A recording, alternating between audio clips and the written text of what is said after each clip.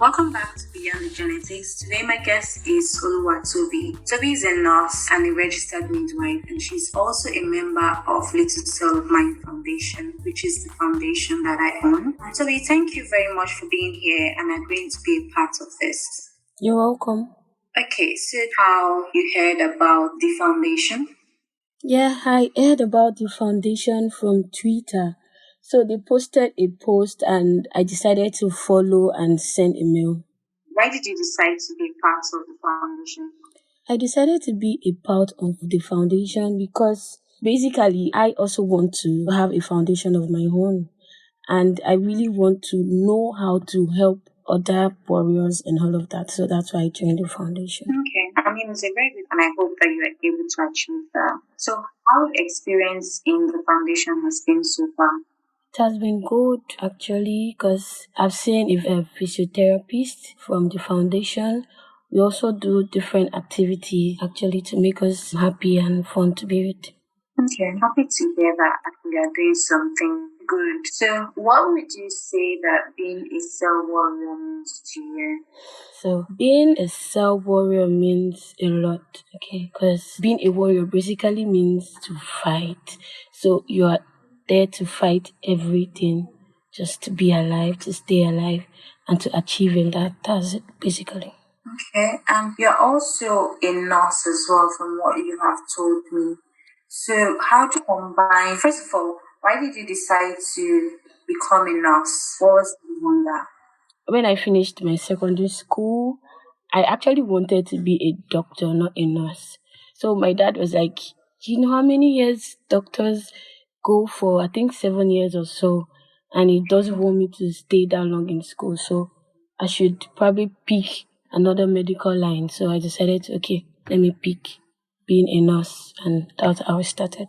Okay, so I know that from experience as well, I know how hard it is to combine both professions. So, how are you able to balance being a nurse and also being a warrior? It's not easy, actually. It's not. Firstly, I know who I am. I know I am a warrior. I know I don't have to go through a lot of stress. So I try to balance work and being a warrior so I don't fall into crisis. So, what tools would you say that you use in being able to achieve? I work less. I do the little I can do. Yeah, and I take my drugs regularly. That also helps. So, and I sleep more. Yeah. So, do you feel as though being having sickle cell has affected the way that you relate to your patients? Yes, I would say yes. Concerning the pain issue, because a lot of people have this misconception, especially the medical people have this misconception about pain. And then I always tell them that you don't know how this pain is until you feel it, until you know how it is. I know how pain can feel, and then people have different pain threshold and pain tolerance. So you can't say because you don't feel a pain your patient won't be able to feel a pain. If I don't feel a pain, my patient can feel the pain like 10 times the pain. Do you understand the pain threshold? So you really know you have to calm down to know this person's pain threshold. The pain threshold is low, can be high. It depends. You can't really use yourself to determine the pain threshold of your patient. Yeah, that has really. So, how has having that experience, how has it changed the way that you relate to your patients? Yeah, I changed the way I relate to my patient because I've had a scenario where I was admitted actually, so the nurse was like, she's not feeling pain, don't mind and this. I am feeling the pain. Because the pain is little to you does not mean I am not feeling the pain. So it makes me really believe my patients when they say this thing is painful. I believe them that yes, it is painful. If it is not painful to me, it does not mean it's not painful to my patient. I actually heard about a lot of experiences where people just sort of like overlook someone's pain just because they feel like maybe they have given the person a pain medication maybe 4 hours before, and they just feel like, oh, this one just wants drugs. Exactly. And it's just so many misconceptions Yeah, a around lot. that. A lot.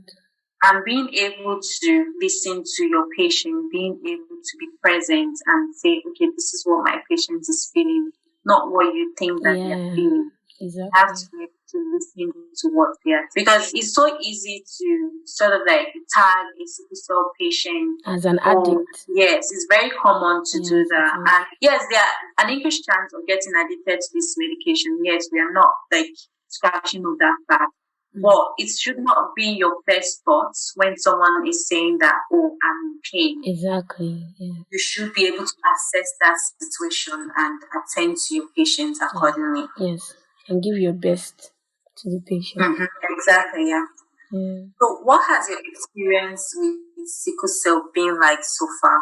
Okay, so my experience being a sickle cell.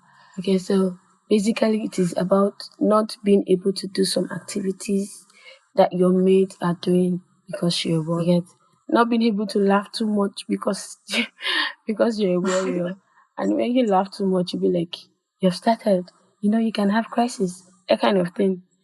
And it's funny though, but it's really painful and touching, those kind of experience. And then you get to the university and some lecturer feels like you're lying, you're pretending to be sick because you don't want to do this and do that. They don't want to understand whether you're worried or not. And it gets to the relationship part where everybody thinks you're gonna die very soon, and they don't want you to be their girlfriend, blah blah blah, and all of that. The experience has been good and bad, yeah, but then it makes one stronger.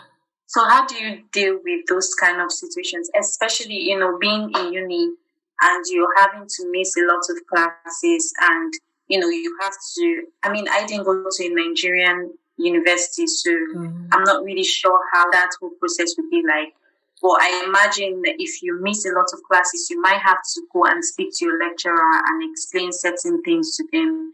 So how do you handle a situation where you have maybe been sick for a week or more, or maybe a situation where you have that sort of like back-to-back crisis and it takes over 4 weeks, and you have to go and explain to your lecturer that, oh, this is what happened, and your lecturer is like, that can be possible. How is it possible that this and this happened? So how do you deal with those kind of situations, and how do you react in those kind of situations?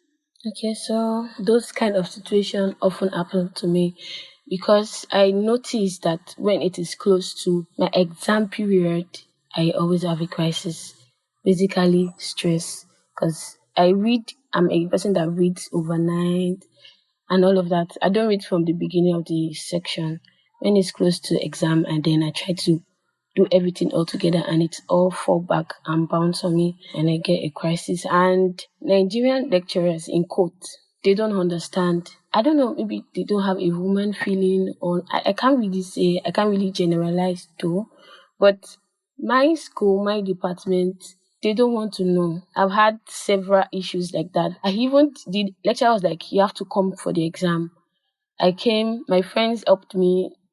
I was walking with one leg up, one leg down, and I still failed the course. There are certain times that I will write exam on the sick bed, and I still fail them because the lecturers don't want to know. And there was one that was very, very painful. It was a practical exam. I was not feeling fine, and I asked my friend to help me tell this lecturer because the practical exam was the next day.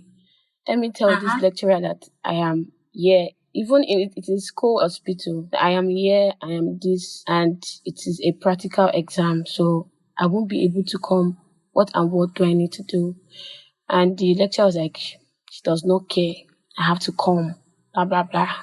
So that day I had to damn because the doctors were like, you can't go. I said, this exam is really important because if I don't pass it, that is an extra year because it is practical. And I signed the DAMA. DAMA means discharge against medical advice.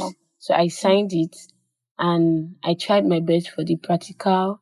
And I got there and I was shaking. I was crying.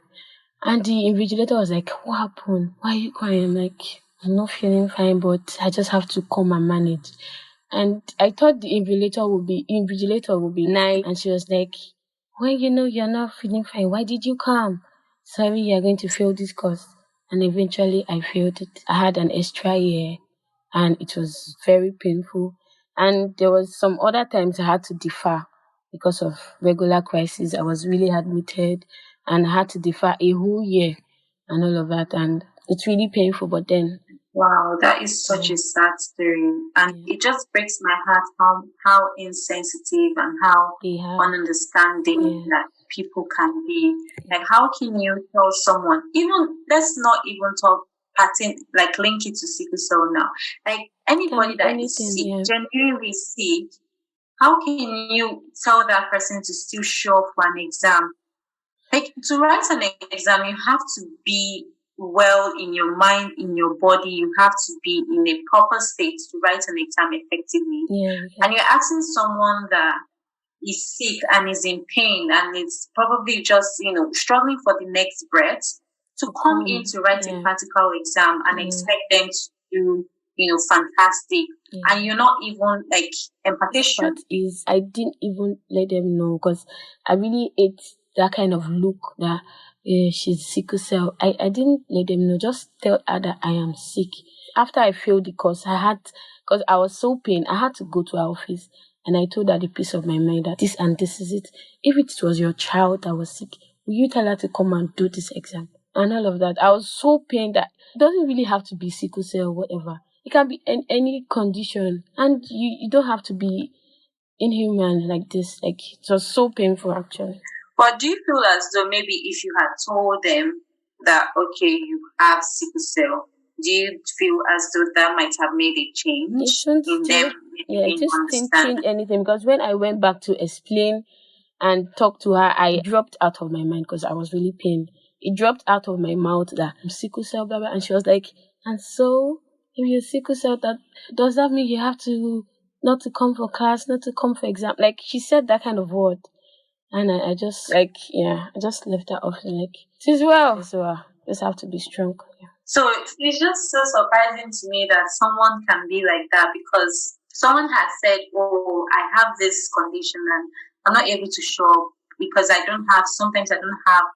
most times I don't have control over when my body decides to, decides to take a break or decides to do whatever it is it wants to do. I don't have that control and I cannot always show up for certain things. And someone replies in like, I don't care, like, that's none of my business. Exactly as what she said. She was like, and so, does that mean blah, blah, blah, blah, blah? You sign up for this, so, And this is why it's very important that, it creates more awareness and people are able to be educated about what sickle cell is, because you'll be surprised in how many people don't even know what it is, like just the basic information. Don't even, like, that is what even pissed me off the more. They don't know what it is, they don't know how the pain is, they don't know what it feels like, and they just feel it is, don't worry, the pain will go down, just give him PCM to go, that kind of thing. It's painful. Yeah, I've even had experience as well, like speaking to people in medical profession, and they're just so ignorant and oblivious to what exactly entails. So that is why, like I said, awareness is very important. You need to educate people. People need to understand and just, be more knowledgeable, be more human, not even pertaining to sickle cell. Like, just be human to the things that other people might be going through in their own life. So very sorry that you had to experience all of that. It should not have happened that way, honestly. So do you have, having lived with sickle cell for so long, is there any one crisis that you can pinpoint that was your scariest crisis and you just felt as though like this was it? Yeah, I do. Not just one, actually, like 2, 3, There was one, it was my SSE, I was to start the exam the next day and this crisis just started. And I was admitted, I was on oxygen for days. And it was like, she's going to die and all of that. But I always come back stronger. And thanks for my family, they're always there beside me, even though they always fight most of the time. And they're always there to make me strong. You've had experiences sickle cell, not just from you, but also I would assume like you working in a hospital, you've had experiences with sickle cell patients, Yes. and also you've been in the medical field, you know quite a number of information about what the disease is. So what would you say that your major fear is when it comes to sickle? My major fear about sickle cell is number one, awareness. Do you know that I went for my daily checkup, monthly checkup in Lut, sickle cell, and I saw a guy is also sickle cell, and he was like, he's tired about this relationship issue that he doesn't care anymore. He wants to get married to a warrior like him, and I was like, wow, really? You don't have to settle for this less. Even if nobody wants to get married, he's a guy, and then it is very hard for a guy to see a lady that would want to stand by. You get? But it is easier for a lady to see a guy, but it's not that easy. Sha. Looking at the guy's perspective, it is so hard for you to see a lady that wants a sickle cell guy that would be able to stand with you and that will be able to understand that this guy can't really work. He might not be able to put everything on the table. So you as the lady need to work hard and do all these things. And basically speaking, like 90% of our ladies now don't want that. They want a guy that will be able to spend, work, pay for all this and that. And then I noticed that the people with sickle cell, 80%, because I did my project, my final year project on sickle cell, like 80 to 90% of the people with sickle cell are in the rural areas, like the rural communities where they don't really have much, like they are not okay, so they can't even feed, they can't feed the three normal, talk less of getting the drugs. And those kind of people can die with depression because nobody is ready to help. You can't take your drugs. Nobody to even love you. You can't find a lover and all of that. So it's really touching. So that is why I've put it in myself that when I'm done, I want to open a foundation basically for those rural communities people. I want to help them. I want to touch their lives. When you think about just how many people are in situations where they can't even get their medication or even have a proper medical care, because first of all, that is not even their major problem. Their major problem is probably to eat once a day. Exactly. So we're talking about now wanting to spend money on medications and things like that. Yeah. It's just really heartbreaking. And at the same time, despite all the things that you have been through with just having to live with this disease, despite that, you still somehow, it kind of just humbles you and makes you more appreciative and thankful that you are in a situation where you are more fortunate. Exactly. And being in that fortunate situation, you sort of like, you have this job to give to those that are in a less fortunate situation. Because no one chose, there are a lot of things that we didn't choose for. There are a lot of situations that we did not like choose to be in. And then that's just what we find ourselves in. Yeah. So I really, really, really, really are able to achieve that because it's really needed. Yeah, You'll be surprised in how many awareness, how many people do not even know and can't even get themselves the proper care. I hope that you're able. What would you say like growing up was like for you? Did you feel different when you were growing up? Growing up, yeah, I was being treated differently in school. At home, I have a great family. Yeah, my family, they are the best, I would say. Because, especially my mom, she won't tell me not to go out because I have sickle cell. But she will rub all my body with rub. She'll give me like 3 sweaters to wear and all of that. And then you can go with your sisters. She does not even care if the weather is hot. She will just put everything on my body. Wear this, then you can go. But in school, yeah, I was being treated different. I was the baby of the class. I can't do this. When they see me doing it, they say, can sit down. You can't do it. During that period, I love dancing. So I will always want to go for choreography, cultural dance. Cultural dance. Yes. But The first time I tried it and I just went off and they had to pour water on my head. They had to call my family and all of that. And that was the last time. I could not do anything, just the baby of the class. I could not do anything. Yeah, so it's a bit painful, a bit though, but when I get home, there's this joy I always have. But then there are some people that don't have a great family like that and all of that, but it is well. It's very important to sort of like create a form of normalcy in the family when growing up. That just sort of makes the background and foundation for you as a person with sickle cell. It makes it easier to deal with a lot of things that will come in life. And just having that good foundation, that good family and a good support system is very, very important. And it's so heartbreaking when you hear of people that do not have that and how that has affected. I totally understand your experience with being in school and not being able to do certain things. Everybody just being like, you're going to die the next minute. Exactly. Like I'm going to break. I was so tiny that time. Like when they touch me, this guy is going to break. It's so annoying because I have had that experience. I've had an experience. I remember like vaguely. I think it was somewhere in either my senior secondary years or junior secondary years. Okay. I think I thought to punish our class did something, and so we're supposed to receive some sort of punishment. Okay.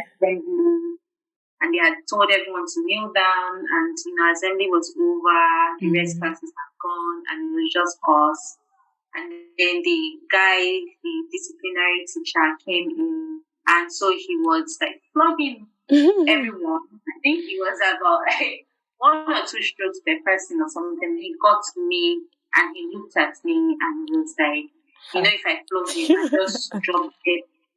It actually just dropped. It was, but then I felt really heartbroken. Like I felt really, really sad, and I couldn't, speak to anyone about it and be like, oh, this is what this person said to me. I didn't want to tell my parents. I didn't want to tell my sisters because I didn't know how they were going to react to it.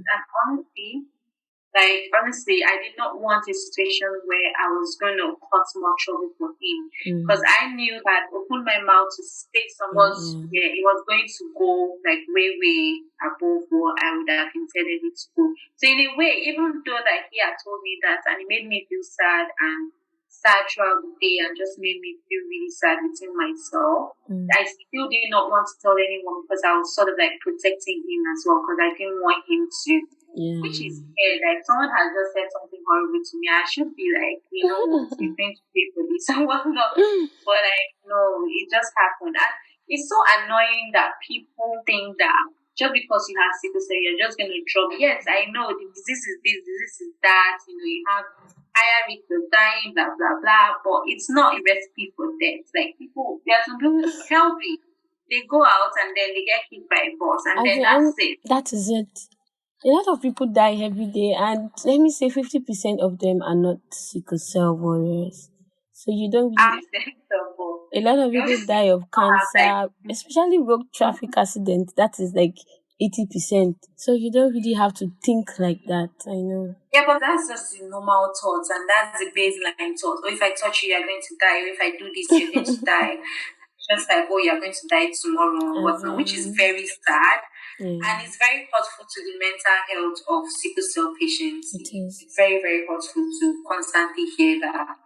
So, like, with your siblings, you mentioned that you have siblings, and how were they able to, like, cope with that? How's your family?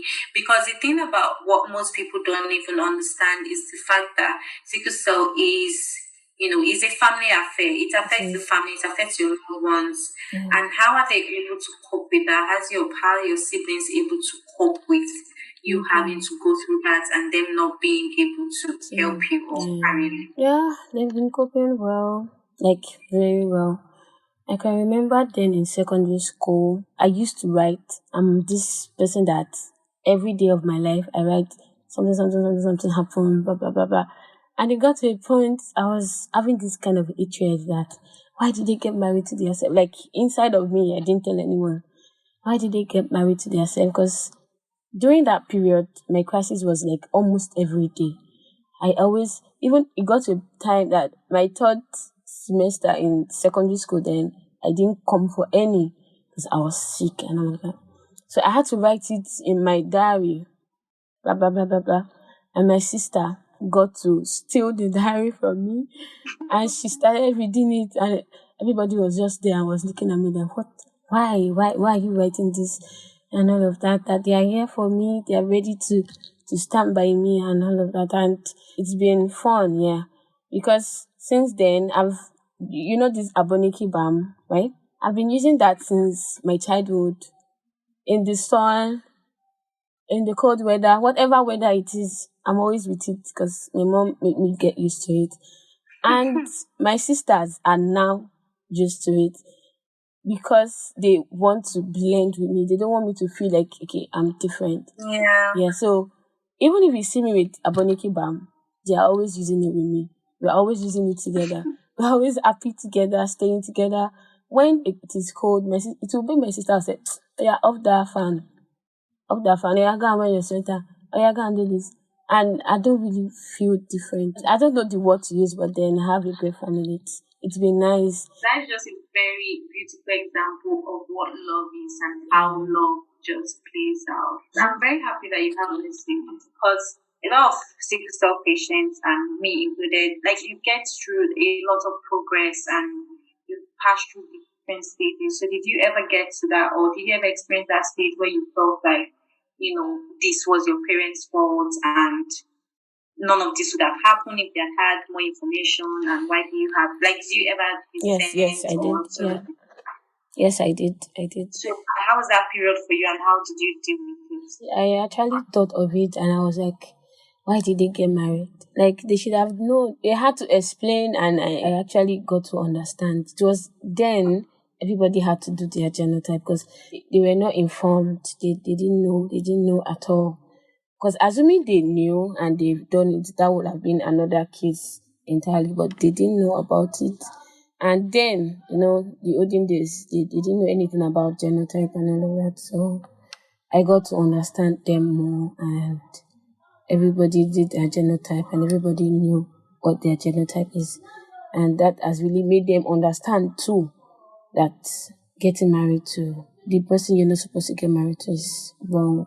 So that has also helped my sisters too. When they got married, they don't need anybody to tell them. They did their genotype and they saw that, okay, we are compatible, then we can go. Yeah, that's it.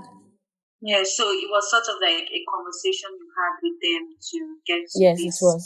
Okay. So when you mentioned about how friends' school experience was for you, did you experience any form of discrimination, especially, in both in your high school, secondary school time and university? Because I know that even now, in this present age where there are more information than there was back in the day, there's still a lot of information that is happening. And so did you ever experience that? Yes, I did experience that in different levels. Yeah, I did. And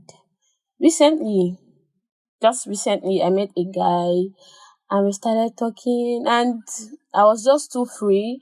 And the guy was like, okay, we're talking about, I think, mental illness, that when you get to know your partner, you need to know some certain things about your partner.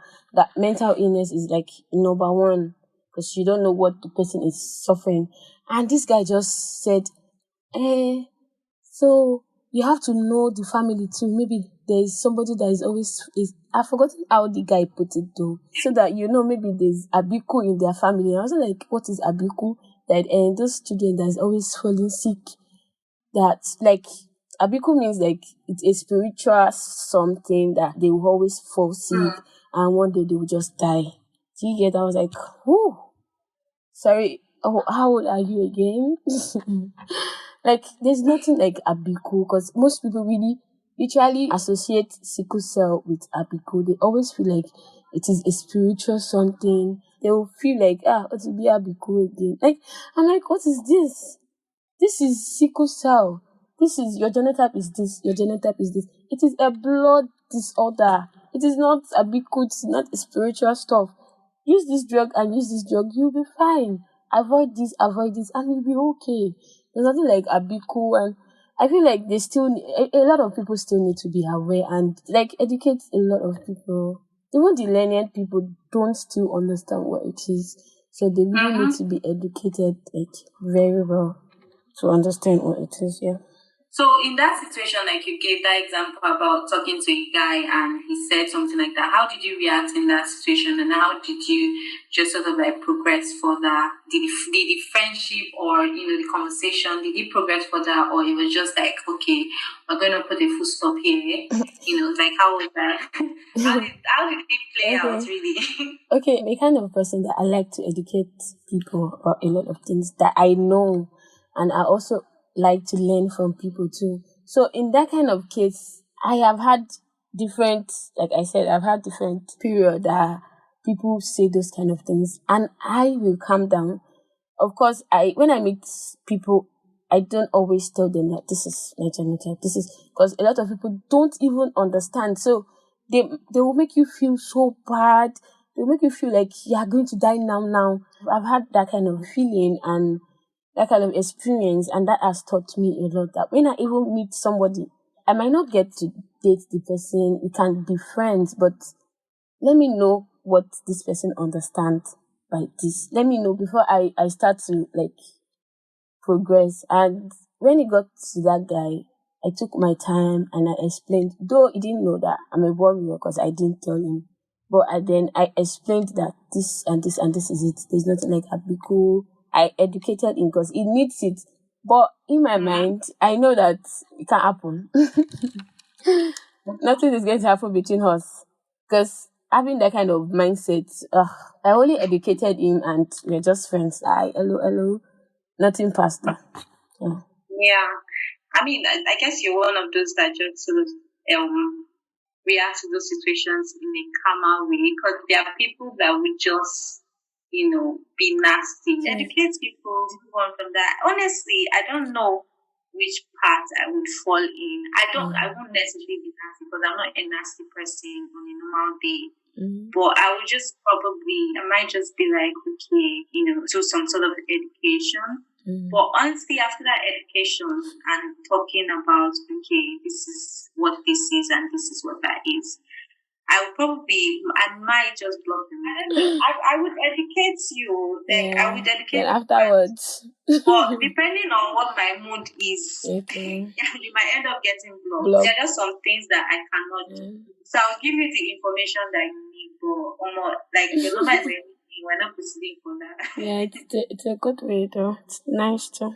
Yeah, everybody has their way of dealing with things. Exactly. But education, no matter what way you deal with it, education is very important. It shouldn't be a situation where you just end it and don't say anything and don't educate this person further.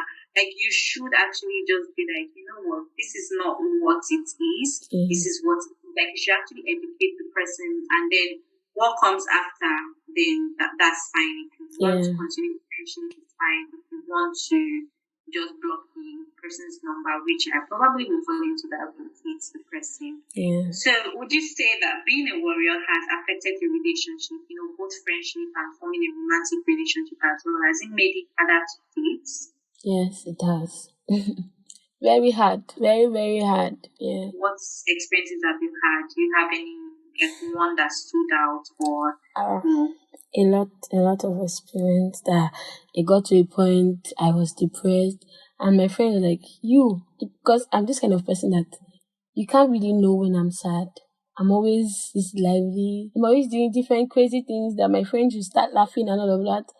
And you get to tell them that this person is depressed, they won't believe. So it got to a point that I was depressed. I was in the hospital. I was given psychotic drugs. I started taking them and all of that. I got to that stage, yeah. So I met this guy who was a Muslim. And my sister got married to a Muslim. And the husband does not care. So the husband is still a Muslim and my sister still goes to church.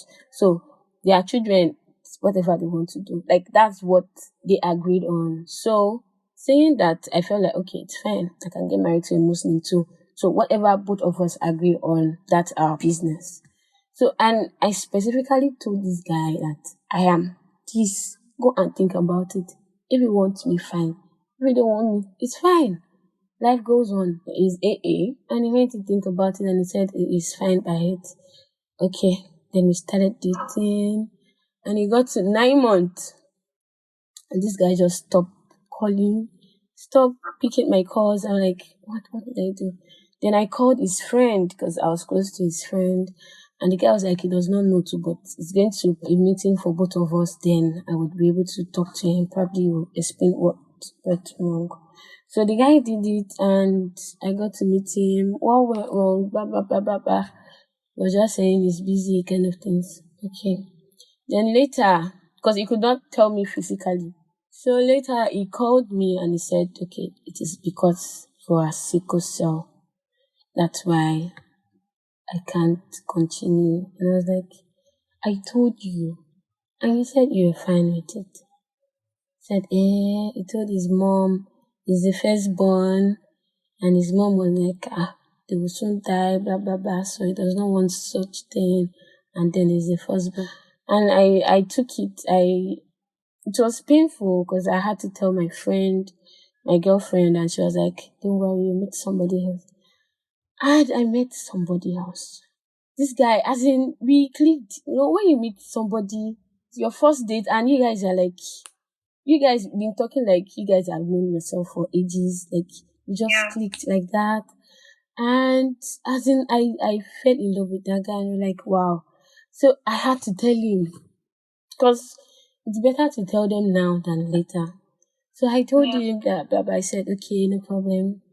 And the next day, this guy just blocked me. I called him. He did not pick my call. Till now, I had to use someone else's number to call him. Like, hello, this is Tommy. What? Just tell me. He could not say it and he just left like that. Phew. I like that. Like, different experiences like that. I met another guy too. We went like 3 dates and it was cool. And I told him and stopped talking to me. And then he later came to me. I still have that screenshot on Instagram. And he messaged me, was like, sorry, you could not just continue because it's fine. Wow. I always meet other people with AS and they will be fine with me being sickle cell, but I can't. We can't get married. I still have a friend now. He still stick with me, but he's AS and we can't. Like, that kind of thing is very painful. The AA guys that we are cool, they don't want me. And the AS guys that we are not cool want me. One guy was like, don't worry, let's just go for surrogates. Like, when we get married, I'm like, don't worry, it can't work. Because even if we decide to go for surrogates, me personally, I want to give birth like by myself. Like, I want to have that kind of feeling myself. I don't want someone else to carry my own baby. I'm not saying it is bad though, but I'm just saying that I don't want it. I don't want it. Even surrogacy as well, except you're trying to do like donor things, because if you're using same like your own, You still have you still have yes. So But he's saying we use another person's hair, then I'm not the mother. Like that kind of thing. So it got to a stage I was depressed. My friends didn't know. Then I went to the hospital and the doctor diagnosed me depression. Gave me some drugs. And I got to the hostel. My friends, I thank God for my friends. They are friends, they are sisters, yeah. So I got to the hostel and I showed my friend. She was like, you depressed. Hey. She was just laughing and I was laughing too. I am depressed inside of me. Like, I'm hot. My heart is in pieces already. But then you don't know. You can't know. And my friend was like, don't take the drug. Don't worry. Just pray to God. And I could not sleep. I was having sleepless nights. Then it was turning to crisis. Serious crisis that I almost died. It was God. I was on oxygen for a few days. I was paralyzed. Yeah. My lower limb was paralyzed and all of that. And I just had to take those psychotic drugs. Then I began to regain myself and I just decided, like, okay, it's enough. I'm not doing it again. Let me just focus on my life. This is my dream. This is what I want. Let me just continue. If God will, someone wants to get married to me, fine. And if not, it's fine. Let me just achieve this and know I've made an impact in life. And if I die, so be it. But this is my signature before I die. And that has been keeping me going. Honestly, you are definitely one of the strongest people that I have had the privilege to speak with. Because having going through all that and you are still here today, you're actually still standing. And not even just standing, you are having a conversation, like a podcast, and talking about your experiences and your whole journey with sickle cell. And I just want to just tell you that you are so strong. And, I just really pray and I know that everything that you desire will definitely come to you. My voice is shaking because all these stories that you told me, it's so emotional and oh goodness. I have cried on every single episode that I have recorded. All the tears, but I can't. But I just want you to know that you are an amazing person. You're definitely, by far, no doubt, one of the strongest people I have spoken with. Because I don't know that if I had experienced those things that you have experienced, that I would still be here speaking. I don't know that I would be. But I just want to congratulate you on your strengths and tell you to just keep going, doing what you are doing because you're an amazing person and you will use your experiences to help someone else so that they don't have to go through that. Thank you. Oh wow, I'm really sorry that you had to go through all of that. Honestly, no one should have to experience that. Speaking with a lot of sickle cell patients, like just being in this position where I'm able to have a relationship with a number of sickle cell patients, I know that one of the things that is usually common is a struggle with acceptance. And me speaking from experience as well, I had that struggle with acceptance, just, being in that point where you get to the point where you're able to accept yourself and not really care anyone else accepts you. So did you ever struggle with acceptance, and when did you get to that point where you were able to accept yourself and everybody to be damned? Yeah, I did. That was when I was in secondary school. Yeah, then I had little knowledge about sickle cell. Little knowledge. That was when I was struggling with it. I was even hiding it because I was in the no, it can't be. But then I was always falling sick, so that was a sign. I would miss classes, and my friends would be like, "I'm like, no, I'm not. What's your genotype? I'm AA." Yeah, I always tell them then. But when I began to grow, I got to university, and I just realized that being a warrior is a good thing. Yeah, it makes you stronger. Because what I have been through, I bet someone that is not a warrior can't go through what I've gone through and still be strong. I'm always sure of that, and that has really been good to me. I've been okay. I can tell you I'm sickle cell and I don't care. I do a lot of things. I enjoy my life because this life you have to live is once, and that's it. I go to parties, yeah. I dance, I sing.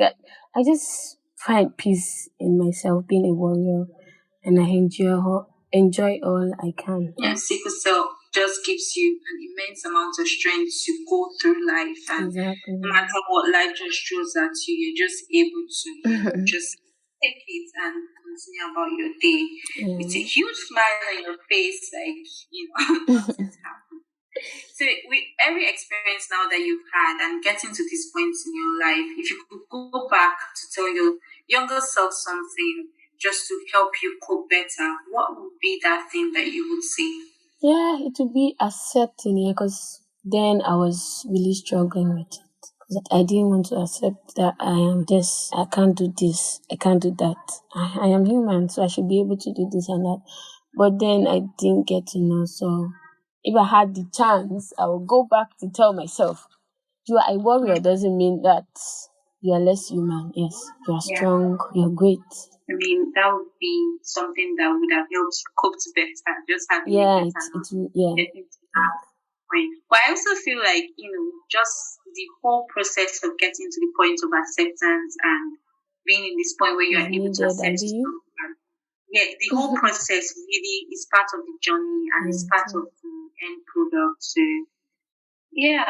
So, what is the one thing that you would like to tell other warriors that are listening or would listen to this podcast, or not even warriors now, like just generally, what's the one message that you would like to pass? Okay, so one message. I would like to pass this to everyone that you should find peace in yourself. That is number one.